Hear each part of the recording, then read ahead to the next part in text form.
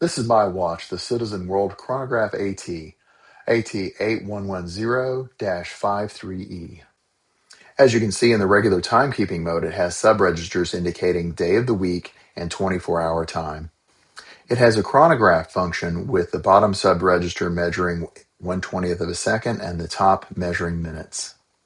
I sent my watch to Watch Repairs USA. They received it on the 15th of January and returned it today, the 11th of May.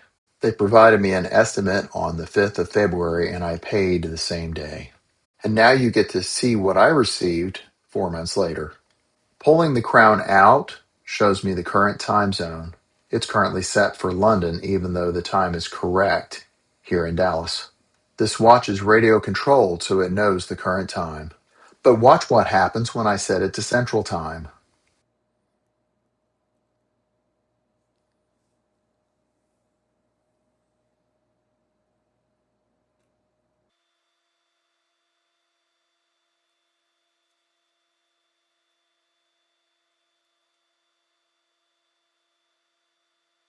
Did you see what happened? The hour hand is exactly 6 hours off, as if it was mounted backward. The 24-hour subregister should be pointed toward 2. The bottom subregister should be pointed toward Tuesday. Now watch what happens when I try to use the chronograph. The second hand should reset to 0, the upper register to 60 because it's going to count the minutes, and the bottom register should also reset to 60 because it's going to count in 20th of a second increments. The two sub-registers are about 25 minutes off.